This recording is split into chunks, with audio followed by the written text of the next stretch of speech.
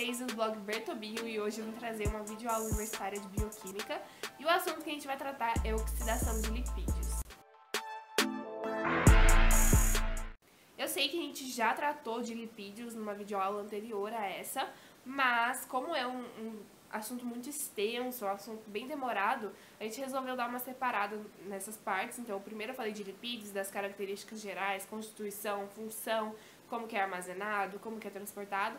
E aí agora a gente vai falar de como esse lipídio pode servir como fonte de energia para o nosso corpo. Então, basicamente, os lipídios são os compostos que mais geram ATP, a partir da oxidação, obviamente, para o nosso corpo. Então, enquanto que a glicose, por exemplo, se a gente está numa situação aeróbia, a gente produz aí uns 32, 30 ATPs, aqui na oxidação de lipídio a gente produz mais de 100 ATPs, então é uma diferença muito gritante. Então, por isso que o lipídio muitas vezes é reconhecido aí como a nossa principal fonte energética. E aí, esse processo da oxidação vai ocorrer na matriz mitocondrial e ela é dividida em 3 etapas. A primeira chama lipólise, depois vem a ativação e depois a beta-oxidação. Então a gente vai falar de cada um desses e mais uma vez eu redireciono vocês para o blog, porque lá tá tudo bem explicadinho. Tem o meu caderno escaneado para vocês e tem todos os esqueminhas, vocês podem tirar print aí e ficar olhando no celular e tal, em qualquer lugar que dê aí para vocês estudarem, tá bom? Então o link tá sempre aqui embaixo no box de informação. Então vamos lá, vou começar pela lipólise, né, que é a primeira etapa do processo de oxidação de um lipídio. E como o nome é bem sugestivo, né, o que vai acontecer? Vai acontecer a lise de lipídios. Lise é quebra, então quando eu falo em quebrar esses lipídios, eu estou falando daqueles lipídios que estão armazenados no nosso tecido adiposo em forma de TAG. Então, o que eu vou fazer? Eu vou quebrar ele em ácido graxo e vou quebrar ele em glicerol, que é a constituição do TAG. Triacilglicerol é constituído de ácido graxo e de glicerol. E aí, a partir dessa quebra, eu vou basicamente ativar essa molécula, e quando eu digo ativar, é colocá-la dentro da matriz mitocondrial para que daí consiga ocorrer a beta-oxidação. Então, vamos lá. Como é que vai acontecer realmente a lipólise? A gente tem a proteína quinase A, que por resposta hormonal, a gente já viu lá no vídeo de hormônios e enzimas, que por resposta hormonal, essa proteína quinase A, ela é ativada, e aí quando ela fica ativa, ela vai ativar a lipase hormônio sensível. Essa lipase, assim como todas as lipases da vida, vai quebrar triacilglicerol. Toda lipase, esse nomezinho lipase quer dizer quebra triacilglicerol, que é o TAG que fica no nosso tecido adiposo. E aí, essa lipase hormônio sensível, como diz o nome, ela é sensível ao hormônio, e aí ela vai lá e fala, beleza, vamos quebrar TAG. Quebrou em ácido graxo e em glicerol. O glicerol vai seguir a vida dele, provavelmente ele vai para a gliconeogênese. E os ácidos graxos, o que ele faz? O ácido graxo, né, como a gente já viu no vídeo anterior, ele é transportado ali na corrente sanguínea por meio da albumina, que é uma proteína que fica ali na corrente sanguínea, ela é a única que transporta o ácido graxo. E aí ela é transportadora desse ácido graxo até ele atingir determinada célula, determinado tecido que ele quer. Beleza, chegou na célula que ele quer, o que ele vai fazer? Ele vai se ligar às proteínas ligadoras. Então, basicamente, a albumina vai chegar e falar assim, chegou aqui encomenda, tô aqui com um ácido graxo, a gente precisa fazer alguma coisa com ele. E fazer alguma coisa, nesse caso, é oxidar ele para gerar energia para o nosso corpo.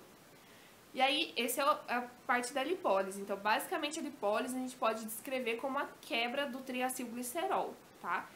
E aí vem a ativação. A ativação, o objetivo final é atingir a matriz mitocondrial. Então, eu tô ali ainda na célula. Acabei de chegar, bati ali na membrana plasmática, avisei que eu cheguei. E aí, o que vai acontecer? A minha célula ela vai absorver esse ácido graxo. Esse ácido graxo, ele vai ser transformado em acil-coenzima A, tá? Não é acetil, é acil, tá? Tem uma diferença aí de nome. E aí, esse acil-coenzima A, na verdade, ele é produzido graças a uma enzima que chama acil-coenzima A sintase. Que quer dizer o nome, né? Faz síntese de acil-coenzima A. Síntese é produção, então ele vai produzir esse acil-coenzima A. Esse acil-coenzima A tá ali na célula, só que tem um problema. A mitocôndria não gosta do coenzima A. Na verdade, a membrana da mitocôndria não gosta. Então, ele não deixa o coenzima A passar. Só que esse acil tem que entrar de alguma forma ali na mitocôndria, que a gente precisa oxidar esse lipídio.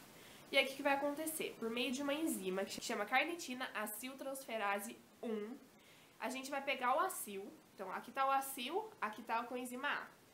Essa enzima vai tirar a coenzima A e no lugar dessa coenzima A que saiu, né, agora o acil tá sozinho, vai entrar uma carnitina. Carnitina é uma proteína, enfim, muito presente aí no nosso corpo. E aí a membrana da mitocôndria fala, ah, beleza, carnitina pode entrar, só o CoA que não. Só que tem outro probleminha aí básico, né, porque a biologia, gente, não pode ser fácil. Entrou ali na matriz mitocondrial. Para começar o processo, para realmente ocorrer a ativação, para ocorrer a beta-oxidação posteriormente, a gente precisa da coenzima A, aquela que não podia entrar. Então, basicamente, o que a gente vai ter que fazer? A gente vai ter que pegar essa coenzima A e colocar ali de alguma forma. E aí a gente tem outra enzima, que chama carnitina aciltransferase 2, que ela vai tirar a carnitina, que estava ligada ali com a acil, e vai colocar o CoA. Então, basicamente, o que vai acontecer? A gente tem a acil-CoA, aí depois a gente tem a acil-carnitina, depois a gente tem a acil-CoA de novo. Então o processo só vai se iniciar quando a gente tem o acil-CoA dentro da matriz mitocondrial. E aí, o processo mesmo da beta-oxidação tá lá no blog direitinho, não tem por que eu ficar aqui muito explicando pra vocês, mas eu posso dizer que são 4 reações, entre elas a gente tem oxidações, a gente tem hidratações, e aí são várias reações que vão resultar sempre num acil-CoA pra gente. Esse acil-CoA vai depender da quantidade de carbono, lá no blog tá bem mais explicadinho pra vocês. Mas basicamente assim, se eu tenho um lipídio de 16 carbonos, no final da beta-oxidação eu vou ter de sobra um lipídio de 14 carbonos e vou produzir um acetil-coenzima A. Esse acetil-coenzima A vai lá pro ciclo de Krebs dele. E esse acil-CoA de 14 carbonos vai realizar a beta-oxidação de novo. E aí, quando ele realiza a beta-oxidação de novo, vai resultar num lipídio com 12 carbonos e mais um acetil-coenzima A, que vai lá para o ciclo de Krebs. Esse com 12 carbonos vai realizar a beta-oxidação de novo. Enfim, até a gente ter 2 carbonos. E aí, esses 2 carbonos vão para a beta-oxidação, só que ao final eles vão produzir 2 acetil-coenzima A. Porque daí não faz sentido produzir um lipídio de um carbono, né? Então, o saldo energético é muito maior. Aqui, supondo para vocês que eu tenho um lipídio de 16 carbonos, o saldo energético seria de 106 ATPs, enquanto a gente tem lá a comparação de 32 ATPs quando vai fazer a quebra da glicose com oxigênio. Então, é uma diferença realmente gritante de quantidade de energia que a gente produz com um composto e com outro. E aí, basicamente, o que acontece? A regulação desse processo, ela é realizada basicamente pela insulina, né? A insulina, vou só dar uma retomada aqui, mas também a gente tem vídeos falando sobre insulina, vários vídeos, inclusive a gente citou insulina em vídeo de hormônio, a gente citou insulina em vídeo de glicemia, então tem muito conteúdo aí de insulina pra vocês. Mas esse é um hormônio que ele é liberado no nosso corpo quando a gente tem muita glicose circulante aqui no nosso organismo. Então, se a gente tá numa relação em que o nosso sangue tá com um nível de glicose muito alto, ou seja, a gente tá hiperglicêmico, a insulina é liberada, porque a insulina vai estar avisando o corpo, olha, gente, tem que usar essa glicose para alguma coisa. E aí, gente, essa insulina, ela vai ativar um cara que chama malonilcoenzima A, que é uma enzima, e esse malonilcoenzima A, ele inibe a carnitina transferase 1. Daí você vai me perguntar, Isabela, tá, beleza, mas por que tem a ver a quebra do lipídio com eu ter muita glicose no sangue e isso inibiu todo o meu processo de beta-oxidação? Então, basicamente é o seguinte, se a gente tem muita glicose circundante aí na nossa corrente sanguínea, a gente tem que usá-la para alguma coisa. Se o meu corpo está precisando de ATP, e se ele está ali numa situação de jejum, de exercício físico, que eu não estou ingerindo nada que possa dar energia, ele vai realmente quebrar o lipídio. Mas a quebra do lipídio, ele só pode acontecer se eu não tenho nenhuma outra fonte energética disponível. Só que a partir do momento que eu tenho a glicose ali circulante, independente dela produzir menos ATP do que a quebra do lipídio, eu vou usar a glicose, porque está em excesso no corpo, e tudo em excesso no corpo é o quê? É ruim, então o nosso corpo sempre vai tender à homeostase, que é o equilíbrio. Então ele sempre vai querer deixar tudo ali tranquilo. Tipo, o que está ali armazenado, o tecido adiposo que está ali com muito lipídio, tá ali com muito lipídio, já tá armazenado, entendeu? O problema já tá feito ali. Enquanto que o do sangue ele ainda pode tentar resolver, ele ainda pode tentar pegar aquela glicose e transformar em alguma coisa, ou colocar ali para virar glicogênio, ou usar para produzir energia, enfim, para qualquer coisa. Então, por isso que quando a gente tem muita glicose, inibe o processo da oxidação de lipídio. Por fim, a gente tem lá sobre corpos cetônicos. Corpos cetônicos é uma parte muito, muito importante dos lipídios. Então, a partir do momento que o meu corpo não tem nenhuma outra fonte energética, a não ser o meu lipídio que está ali armazenado no meu tecido adiposo, ele vai começar a realizar lipólise. Com o tanto que ele vai realizando essa lipólise, ele vai começar a ativar o processo de beta-oxidação. E aí, quando ele ativa o processo de beta-oxidação, o que ele faz? Ele aumenta a concentração de acetilcoenzima A no nosso corpo e diminui a concentração de coenzima A livre, tá? É uma relação de grandeza mesmo. Quanto mais acetilcoenzima A eu tenho, menos coenzima A livre eu tenho. Então,